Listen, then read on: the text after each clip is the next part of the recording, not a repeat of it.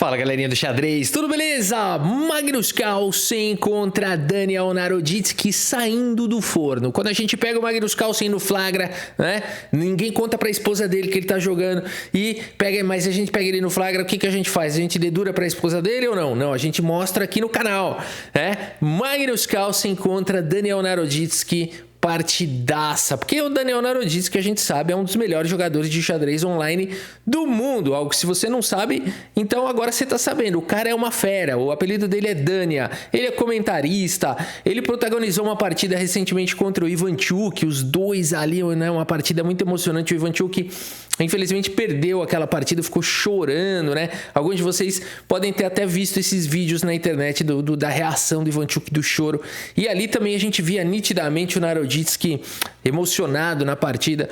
Grande jogador. Bora dar uma olhada nessa partida. Então o Magnus Carlsen abre com o peão do rei. E o Naroditsky responde com C5 a defesa siciliana. A partida vai ser boa. Cavalo F3, G6, o dragão hiper acelerado. Uau! Bora lá, tem um nome estiloso, né? Magnus Carlsen abre a posição, D4, o peão toma, cavalo toma, o bispo assume a presidência da longa diagonal das casas escuras e o Magnus Carlsen vai para a formação Maroczy, seguindo aquele princípio de que se o jogador de siciliana permitir C4, em geral é bom jogar, né? Como é que o jogador de siciliana evita o C4?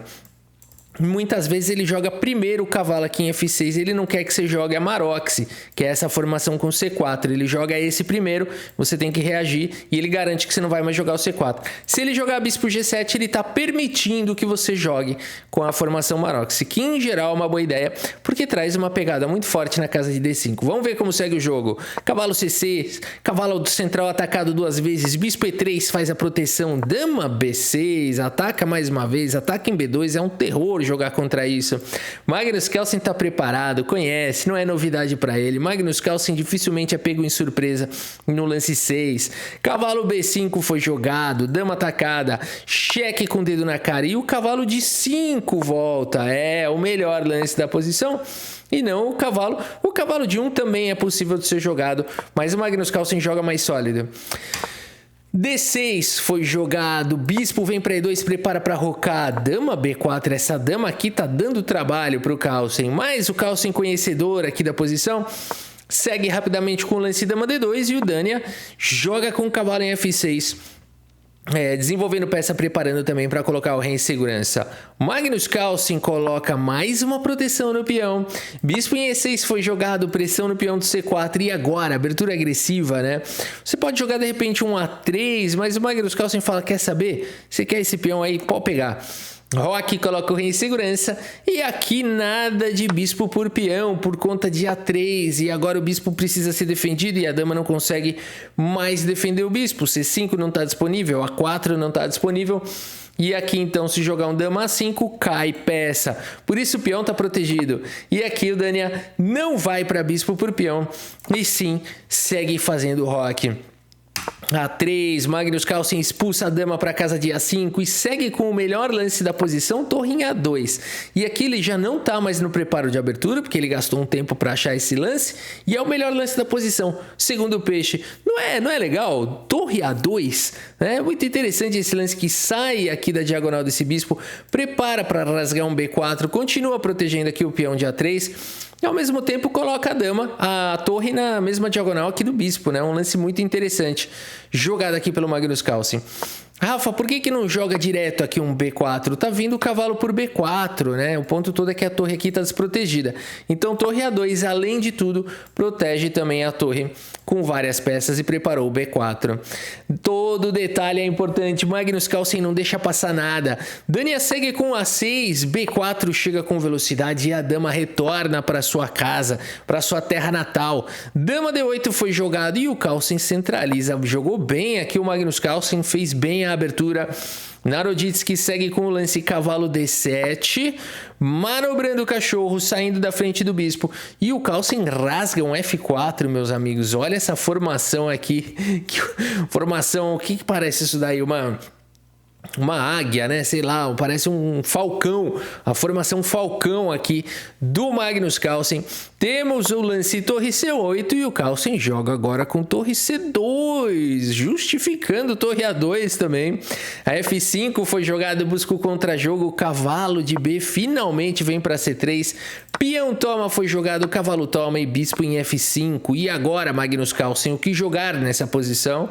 Magnus Carlsen não se assusta não se apavora, não vai para um lance defensivo como o bispo D3, e sim para o lance mega agressivo cavalo G5, meus amigos. E aqui existe a ameaça do lance cavalo E6, a partida seguiu com E6 primeiro e agora o Magnus Carlsen tem o cavalo atacado e a torre atacada. E agora, Carlsen? O Magnus Carlsen segue com o lance G4, o único lance da posição. Qualquer outro seria ruim aqui, qualquer outro lance aqui não presta. Por exemplo, o cavalo C3 aqui nessa posição, tá vindo o bispo por C2 e se vier com o cavalo aqui, tem bispo por C3 e as pretas têm uma boa posição. Dama E7 poderia seguir e nessa linha cai aqui o bispo com cheque, as pretas estão melhores. Então é impressionante como é que o Carlsen enxerga tudo isso e vai para o único lance da posição. É um lance alienígena, né? Uma sequência alienígena que o Carlsen jogou, que começou com esse lance cavalo G5, que colocou muita confusão no tabuleiro, seguido de G4. Isso não é normal, galera. Magnus Carlsen é um jogador acima do nível de qualquer jogador do planeta Terra, muito acima. A partida segue com o lance bispo por torre.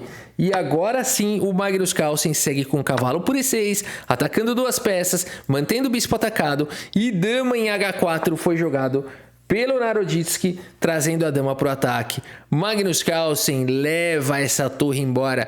Também poderia jogar aqui dama por bispo, também seria um bom lance. Cavalo por F8 foi jogado, cavalo toma e o Magnus Carlsen faz dama por C2 e se mantém aqui com um peão a mais por enquanto. Torre E8 pesa na coluna E. Magnus Carlsen joga com bispo em F3, tira uma das peças dessa coluna. Por enquanto aqui está protegido. Cavalo em E6 foi jogado, trazendo mais peças. Dama em F2, sólido, sempre se protegendo, sempre lances precisos. A dama de novo volta para sua terra natal. E Magnus Carlsen, a dama itinerante. Magnus Carlsen segue com torre D1 e temos agora o lance torre em F8, pressão na coluna F. Carlsen segue com G5, destemido. E aqui temos o lance dama em E8. Ganha um pouco mais de mobilidade e talvez vai preparando para colocar pressão na coluna F. H4 foi jogado pelo Carlsen. A dama vem para F7. Bispo G4 traz mais uma proteção aqui para o peão de F4. Rei H8 foi jogado e o Carlsen tranquilamente segue com qual lance aqui? Vamos ver se você conhece o Magnus Carlsen.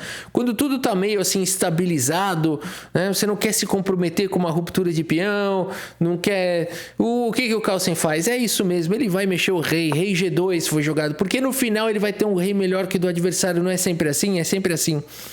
B5 foi jogado pelo Naroditsky. Temos trocas, peão toma, peão toma. E aqui o Magnus Carlsen tranquilamente vai para esse lance torre D2, está esperando aqui o lance do Naroditsky. Cavalo centraliza aqui, cavalo de D4 foi jogado e o Magnus Carlsen segue com o lance cavalo em F6. Seguimos com bispo toma, peão toma e agora cavalo em F5. Claro, não dá tempo de tomar aqui em F6, seriam apenas duas defesas contra 3 ataques para cima deste cachorro. Por isso o cavalo vem para F5, Magnus Carlsen executa este carinha, bispo toma, peão toma e torre por peão. Já são 2 peões a mais, a posição tá difícil para o Naroditsky. Cheque com o dedo na cara, o rei sai para casa de H2, cavalo D8, mantém o cavalo em segurança e o Carlsen joga com dama B2, continua segurando aqui a sétima horizontal, bota pressão nas casas escuras. H6 foi jogado, a dama centraliza agora aqui na casa de D4. Dama em A2 com cheque, a dama volta para defender. E o Naroditsky, preocupado com esse ataque que está chegando de todas as maneiras, parte para as trocas, dama toma, bispo toma e traz o rei para o jogo. Magnus Carlsen não permite a entrada do rei, segue com o lance H5, cria um paredão, o rei não consegue passar. Torre E8 tenta trazer a torre para o jogo, mas o Carlsen agora segue com torre D7 com cheque. joga o rei para casa de G8 e segue com torre E7, faz o bloqueio para essa torre. O Naroditsky não quer trocar peça, até porque se ele tomar aqui, acabou o jogo, o peão vai ser promovido. De qualquer maneira, não tem como evitar. Por isso, não tem, porque se o rei encostar no peão, toma o cavalo. Se o cavalo sair, promove. A partida segue, portanto, com torre F8 e aqui torre G7 com cheque. Joga o rei para o canto e bispo C3, protege o peão, ameaça todo tipo de ataque. Cavalo vem para casa de E6, torre atacada. O Magnus Carlsen nem perde tempo de tirar essa peça. Segue com o bispo em E5, protegendo o peão de F4. Não dá para tomar a torre por conta de peão, toma com garfo. Lance brilhante, portanto, aqui do Magnus Carlsen. E torre A8, o Naroditsky vai para essa outra ideia. Magnus Carlsen joga com torre E7, o cavalo volta para F8 e o Carlsen joga com F7, cheque com o dedo na cara. Rei H7 foi jogado e torre aqui em E8. O Naroditsky é um jogador difícil, um jogador resistente, ele tem recurso, galera. Olha o que ele me encontra. Muita gente abandonaria nessa posição, porque você fala o seguinte, cara... Atacou minha torre, atacou meu cavalo. Se eu tirar a torre, vai cair o cavalo, vou perder o jogo. Naroditsky tem um plano. Segue com o lance torre por A3. E olha o que está acontecendo. Se o Magnus Carlsen tomar esse cavalo, o que o Naroditsky vai jogar aqui? Ele vai jogar a torre H3 com cheque. É isso que ele preparou aqui contra o Carlsen. E se o Carlsen tomar essa torre, é empate por afogamento. Não dá para mover o peão, nem esse, nem esse. Não dá para mover o rei. O rei não tem mais nenhuma casa. O rei não está em cheque. Seria a vez das pretas jogarem. E por isso seria empate por afogamento. Claro que aqui ainda daria para ganhar. O Magnus Carlsen não precisaria tomar essa torre. Ele poderia começar a escapar aqui com o rei. Seria uma das maneiras de vencer essa posição. Aqui o cheque continua sendo possível, né? Você teria que jogar um rei para cá, por exemplo. E aí se der cheque aqui, cobre de bispo. E se der cheque para cá, cobre de bispo aqui, né? Então teria como ainda conseguir. Se der cheque aqui, teria... Cara, é difícil aqui. Vai ter que dar a volta pro outro lado agora. Vamos ver essa linha aqui. É difícil esse final, né? Aí vem para cá. Aí o rei vem para cá. E aqui tá acabando. Aqui tá acabando. Aqui como é que ganha? Rei D5... Cheque, rei E6, isso, e aqui se cheque, bispo toma e não tem mais o afogamento, certo? Porque o rei ganha a casa de G7. É difícil, né? O Magnus Carlsen não calculou esses 15 lances à frente e por isso nessa posição ele começa a mexer o rei aqui, para evitar o tema do afogamento. O Naroditsky segue com torre B3 e espera para dar o bote. Rei F2 foi jogado torre D3, ele tá só esperando. Rei E2 foi jogado torre B3 e o Carlsen faz as contas e fala, quer saber? Deve ter como ganhar e ele não tá errado. Torre por cavalo foi jogado, agora não significa que vai ser fácil. Naroditsky segue com torre E3, o famoso carrapato, chicletinho, torre E3, a torre vai encostar no rei, vai grudar no rei. Rei D2 foi jogado torre D3 com cheque, rei C2 foi jogado torre C3 com cheque. E aqui você não pode nem tomar de bispo e nem tomar de rei, ambos os lances levam para o empate por afogamento. Por isso, rei B2 foi jogado, Naroditsky segue colando no rei. Rei A2 foi jogado pelo Magnus Carlsen, um erro gravíssimo, pretas jogam e empatam. Curiosamente, o Carlsen tem uma sorte danada, além de tudo, né? Além dele ser bom, ele tem sorte. Porque aqui ele jogou errado. No lance 60, o Magnus Carlsen também erra. Olha aí que curioso, o Magnus Carlsen de vez em quando também faz besteira. Porque aqui o Naroditsky pode jogar cheque. E ele não jogou. E aqui, se você tomar de bispo ou de rei, tanto faz, é empate. Se você tentar ir para cá, aqui é forçado. Aqui o rei não consegue escapar mais de jeito nenhum. Aqui as pretas empatam milagrosamente. Mas todo campeão mundial, o melhor da história, também tem sorte. Porque o Naroditsky não foi para esse cheque, foi para esse. E esse não ganha mais. Porque o Magnus Carlsen segue agora com o rei B1. E quando a torre chega dando cheque, agora o bispo cobre. E aqui não adianta sacrificar, porque o rei ganha a casa de G7, não tem mais afogamento.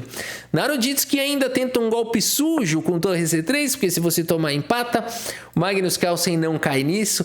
Segue com o lance de arremate aqui. Se você quiser dar pause nessa posição e tentar encontrar aqui o lance de arremate, vale a pena. E aqui eu espero que você tenha encontrado o lance forçante aqui. torre H8 aqui com o cheque bonito, aqui o lance. O Naroditsky ainda faz esse lance. O Magnus Carlsen já ia promover para dama aqui para dar mate, não deu tempo porque o Naroditsky joga RG7 e abandona aqui a partida. Abandonou porque não dá mais. Aqui se ele jogasse rei por torre, o Magnus Carlsen simplesmente ia promover para dama, vem com cheque, aqui já não tem mais o afogamento. E o checkmate chega, e chega com velocidade, né? Por isso, depois de rei G7 aqui, torre H8, rei G7, o Naroditsky abandonou aqui a partida. Que legal essa partida, né? Um pega para capar aqui danado. Agora, o Naroditsky teve a sua chance de ouro, né? Agora o Magnus Carlsen, ele tem isso também. Os caras não conseguem aproveitar o efeito Carlsen, né? O cara não acredita que o Carlsen fez uma bobeira dessa. Olha o gráfico aqui, né? Até o Magnus Carlsen faz uma besteirinha aí de vez em quando. Precisão foi bacana, 82.9 tiveram dois lances brilhantes aqui, que foram o lance cavalo G5 e o lance G4, bizarra, né? Essa sequência foi alienígena, foi de outro mundo.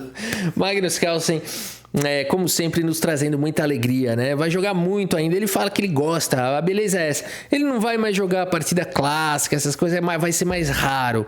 A gente joga ainda, mas é bem raro, ele não gosta, ele sai falando na entrevista que não tá gostando. Até mesmo em partida rápida ele tá um pouco assim já, né?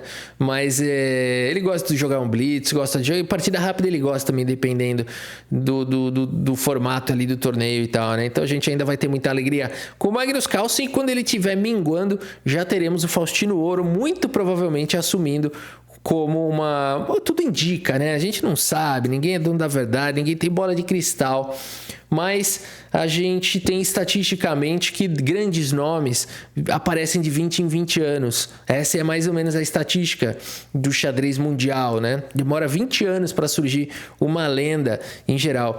E tudo indica que esses 20 anos, que é mais ou menos a diferença do Carlsen, né? Para um pouco mais até a diferença do Carlsen para o Faustino Ouro, tudo indica que é esse menino, que é o Faustino Ouro, que enquanto a gente vai ver o Magnus Carlsen minguando, igual a gente viu o Kasparov minguando e o Carlsen surgindo, né? A gente vai ver o Carlsen minguando daqui a alguns anos, 10 anos, e o menino Faustino Ouro, quem sabe? Ninguém tem bola de cristal, mais uma vez, tudo, né, é achismo, né? Mas não é um achismo também a seco, né? É um achismo com alguma base. E gostou dessa? Um achismo com alguma base. Vou usar essa na prova da FUVEST, Rafa. Quem sabe eu passo, né? Mas é isso, meus amigos. Espero que vocês tenham gostado aqui da partida e do vídeo. Muito obrigado pela sua audiência. Um grande abraço para todos vocês e até a próxima. Valeu!